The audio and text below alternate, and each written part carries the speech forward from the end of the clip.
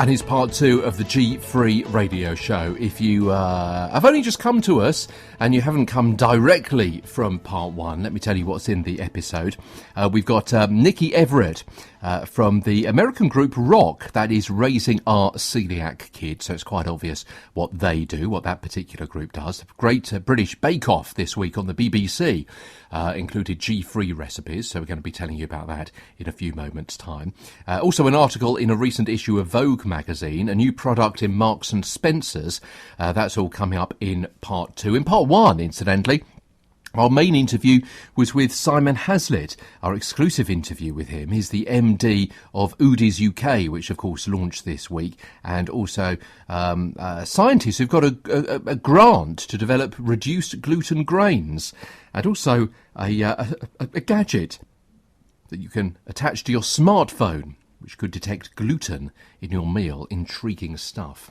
So just been finishing off that bagel from Udi's. It's lovely rather than rubbery, which is what a few of these breaded products are. Good stuff. Okay. So the end of part 1, we talked about some of the myths to do with celiac disease. It kind of carried on from our article last week when we visited, with the courtesy of our friends Amy and Erica, the International Celiac Disease Symposium, and one of their sessions there, which was about breaking those myths. And we asked you which of these you thought were myths and which of them you thought were true. Well, you probably spotted that they were all myths, didn't you? First of all, 1. Celiac disease is rare, is a myth. Research shows it affects 1 in 100 people in the UK. 2. Celiac disease is a food allergy. It's not. It's neither an intolerance either. It's an autoimmune disease. 3. You have to have gut symptoms such as diarrhoea to have celiac disease. No, it's a multi-system disorder. That's what they call it. It can affect any area of the body, and symptoms differ between individuals in terms of type and severity. Only children get celiac disease. 4. That's obviously bonkers. Incidentally, it's most frequently diagnosed in people aged between 40 and 60, and delayed diagnosis is common, so you may appreciate from your own experience. You have to be underweight to have undiagnosed celiac disease. 5. The research suggests that most people with CD are of normal weight or overweight at diagnosis, but body weight alone shouldn't be used to decide whether or not you should be tested for it. 6. You can grow out of having celiac disease is another myth. It's a lifelong condition. 7. A breadcrumb won't hurt someone with celiac disease. Even a small amount, of course, can cause the damage, and it only affects people of European origin. 8. Rubbish. Celiac disease affects all ethnic groups and is common in Europe and North America, Southern Asia, the Middle East, North Africa and South America. In other words, the world. And courtesy of the Celiac UK group for that information, celiac.org.uk for that. Well, the Great British Bake Off on the BBC this week had a free-from challenge. Round 1 was to cook with alternatives to wheat flour, and although most contestants went with spelt, which is not gluten-free, of course, and the show gave some advice on using it, one of the group, Christine, cooked with a blend of potato flour, rice flour, tapioca flour, and produced a multi-seeded wheat-free loaf, which is what it was called. Christine was actually the contestant to leave that episode. A great shame. But good to see a whole show devoted to free-from cakes and bakes, and that recipe is available on the BBC Food website. Search for multi-seeded wheat-free loaf. Obviously, you can get that a page up on the website from the BBC Food guys, wherever you are in the UK. Indeed, there's a whole section there on gluten-free recipes, so be interested to know what you think of those. And this multi-seeded wheat-free loaf includes that blend of flour, and let's just have a little look down here. The yeast, full-fat milk, cider vinegar, which I know some people have a bit of a problem with, the vegetable oil, 3 eggs, then the seeds and the butter and some cheese as well. And it's interesting to know how they're doing this, in fact, because what they're saying is if you can't get hold of wheat-free flour containing xanthan gum, add 2 teaspoons of the gum to the flour and measure out 2 teaspoons less than the specified amount. And it says it's always handy to have a decent wheat-free loaf up your sleeve. Very messy. This one, made with a variety of seeds, is a winner. Try it with butter curls and cheddar. It does sound good, doesn't it? And it says that you should put the batter into a prepared tin, cover with the oiled cling film, leave to prove for about an hour till doubled in size, bake for 45 minutes, and then brush it with egg as you perhaps would expect. But place the flour originally in a freestanding food mixer fixed with the balloon whisk attachment. There are some slightly different techniques with these kinds of foods, aren't there? So it'd be interesting to know if you do cook that. I'm away for the next few days, so it's going to be difficult for me to do that anytime soon. But I'd be interested to know if you have any good results from that. Okay, our interview with Nikki from Raising Our Celiac Kids, Rock, what a great name, is coming up in a few moments' time. First of all, I just quickly wanted to bring you this. It's from Vogue magazine. This is an article by Jeffrey Steingarten, and it's entitled, Is True Happiness Possible Without Gluten? And it is several pages long. It's well worth a read. Not entirely accurate, and he does paint a pretty poor picture of us guys. But this is what he's got to say, and I just thought this would be quite interesting for you to hear, and I hope you agree. Forgive me if you've heard it all before, but I found this quite interesting.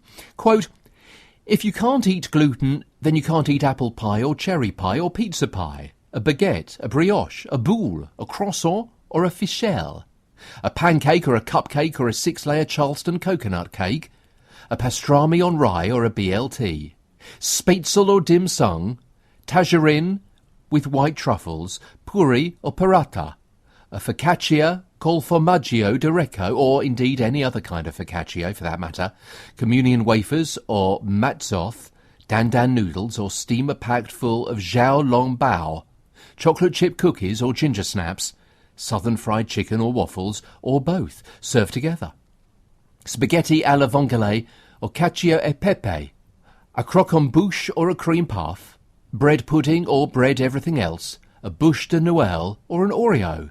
These are just a few of my favourite things, and they all contain lots of gluten. Gluten makes them physically possible. So do you agree you can't eat any of those? I think we have some pretty good recipes of our own, don't we? That we have some viable alternatives. So I'd be interested to know if what you think of that. And forgive me if I got a few of those pronunciations slightly wrong, but I think I've made a reasonably good stab at those. But what do you reckon to that? This is GFree Radio.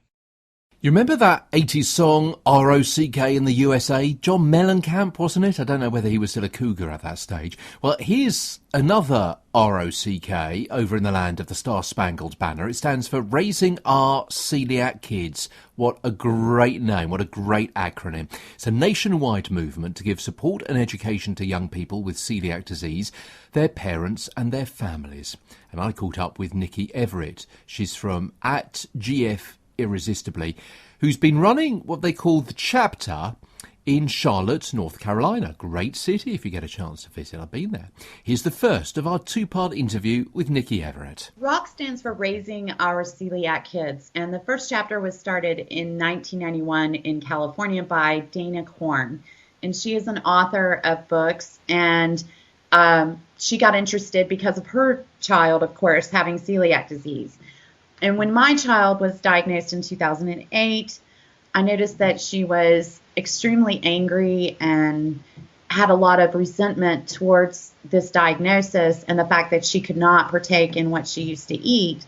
And I felt like the best way to resolve that anger was to actually charter one of the chapters of ROC and start my own group where she could meet children who were just like herself.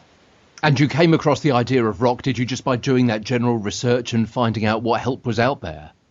I did. I had a background in support groups because of my mother, and she had started a support group when I was young. I did realize that support groups were very vital to acceptance and going through the grief process, which I feel it is a grief process when you get a diagnosis for celiac disease and have to change your diet. Any dietary change that's major in your life causes a grief process. So that's why I started doing research online and found Dana Corn and found the rock group. And there were only about 80 groups in the whole United States at that time. Now there are over 150. So it has grown quite a bit in just those few years.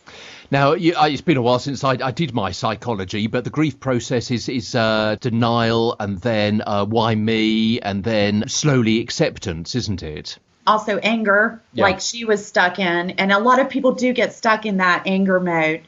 And they do fluctuate. So you can come to acceptance and then you'll be faced with a situation again and go right back into that same process. This is true of any major life change. So it is absolutely true of dietary change. And Erin was 7 when she was diagnosed. So obviously she knew what was happening. She knew what ordinary food, as I like to say, rather than proper food, what ordinary food tasted like. So that was difficult for her more so than perhaps a toddler who is growing up with something from scratch, as it were. Absolutely. The majority of children that I see that enter our group are around the 6 to 7 year age range. And that is because of the diagnosis rate and the length of time it takes to properly diagnose. I have seen that when children are younger and get diagnosed, their acceptance process is much quicker because they are dependent upon their parents to provide food for them rather than being faced with situations where food is present. So we're talking about things for Erin when she was diagnosed at 7 and through to today when she's 12. It is food at ball games, isn't it, or at parties? I mean, it's sausage rolls and hot dogs and pizza and good inverted commas American fare. Absolutely, and something that my husband mentioned, which I thought I would bring up, and maybe that explains it better for your audience. The American culture is very much based around children, especially holidays. Our holidays are much more intense in celebration as far as Halloween and things like that than in England. And your husband is British, we should point out, yeah? Yes, yeah. He is. He's from Liverpool. So it's interesting to him. He's watched that and noticed that and commented many times that we have a heavier cultural difference in celebrating holidays and basing them around parties for children. We also have a big predominant emphasis on sleepovers and cookouts and things like that. And so it does make it a little more difficult for the American child, possibly, than it would even an English child. So talk me through one of those holiday celebrations. I'm thinking, of course, of Halloween and trick and treating. So you get a bucket, you're taking it door to door, but actually you know that a lot of the food that's being put in your bucket as a celiac, you're not going to be able to eat.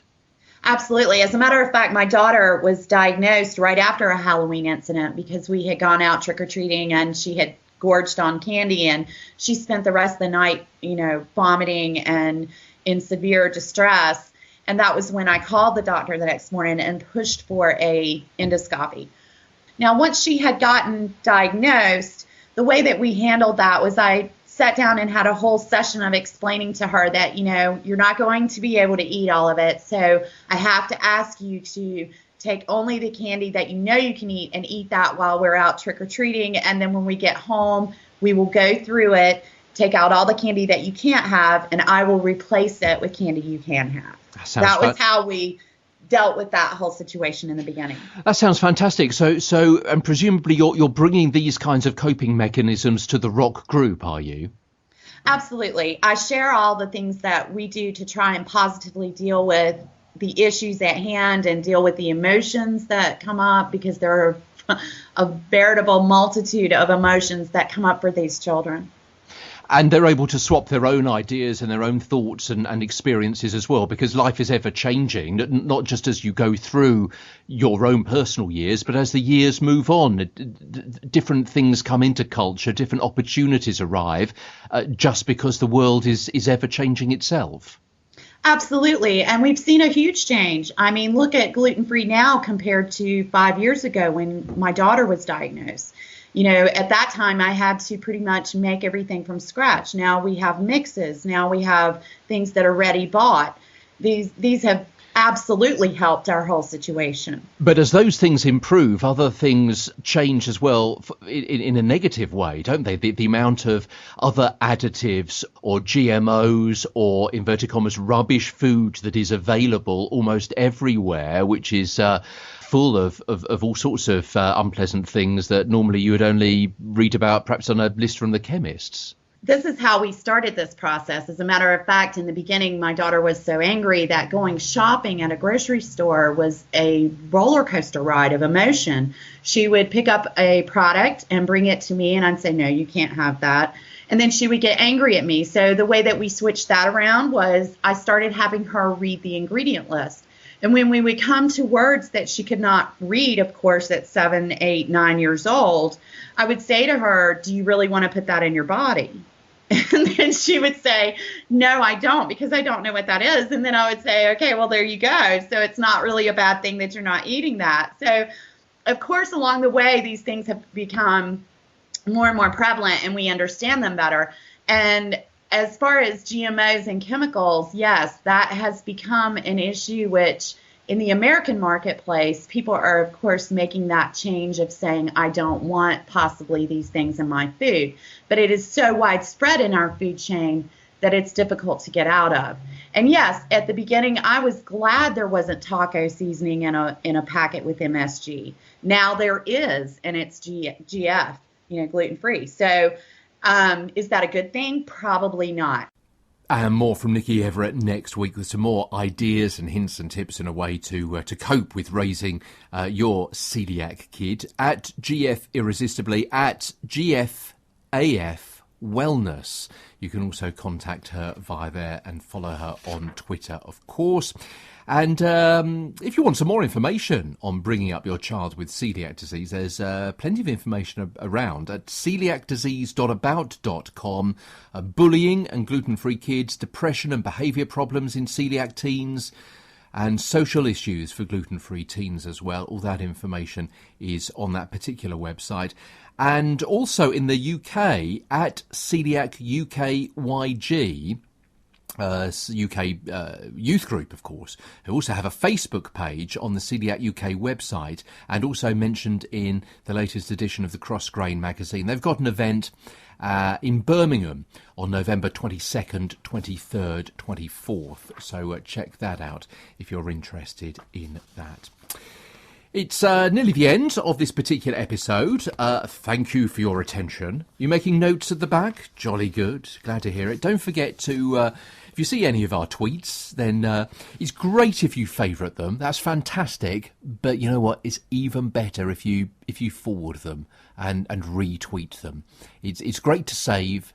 It's better to share. I'm sure you would agree. And we try and do that ourselves, and we try and give as many credits on air and on Twitter as we possibly can, knowing that we don't want to overflow other people's timelines. But if you can, great to save, even better to share, I think.